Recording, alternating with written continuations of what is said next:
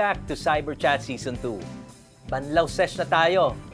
And nandito muli ang ating cyber vlogger na si Icon at cyber patroller na si Lay on set with us. Siyempre, I know napakarami ninyong insights about this episode kasi you are there firsthand with Yusek Alex Ramos and narinig rin ninyo ang usapan with the master trainers. Oo nga po. Kaya itong episode na talagang to, sobrang dami naming natutuhan, especially na knowledge is never enough. You have to always train for more. Na gaya nga ng laging sinasabi sa atin, no? Education is a lifelong process of transformation. Kaakibat na dapat sa buhay natin yung pagiging explorer, yung pagdidiscover para makita natin kung ano yung pwede natin i-contribute sa society at kung ano yung mga dapat nating iwasan, especially sa kung ang pinag-uusapan natin ay cybersecurity, no?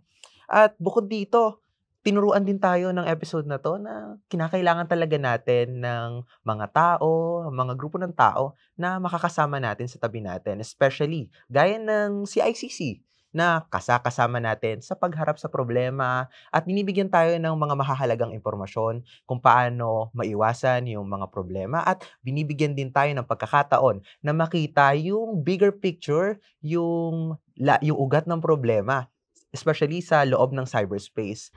True ka dyan, no, Icon? Knowledge is power nga naman po. And kagaya ka nung nabanggit ni Icon, this is a collective effort. Sama-sama dapat tayong umaksyon para tayo ay magkaroon ng safer cyberspace sa ating komunidad. At hindi lang yung mga organization po ang dapat kumilos eh. Maging tayong mga ordinaryong Pilipino, nararapat na tayo ay umaksyon para tayo ay magkaroon ng safer cyberspace. And dahil nga dyan, we should never stop believing. We should never stop dreaming. We should never stop trying, and of course, we should never stop learning. Di ba po?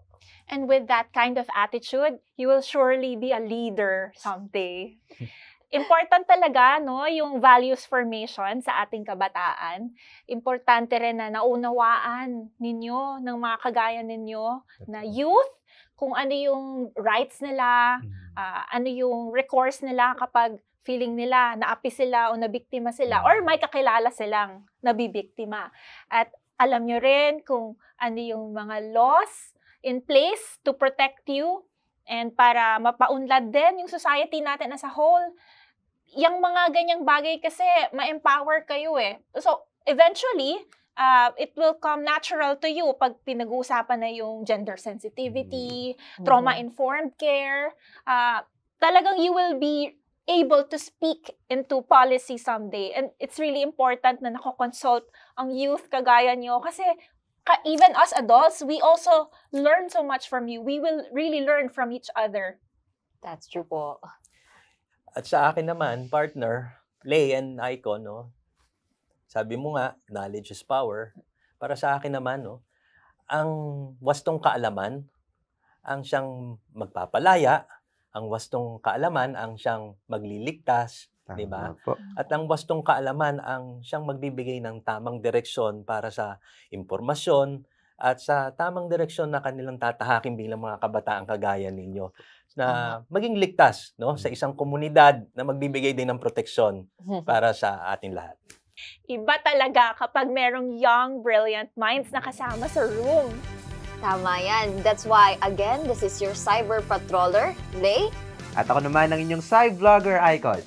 At syempre, ako naman ang inyong Consi Edward. And I'm Attorney Kath. See you next episode dito lang sa Cyber Chat Season 2.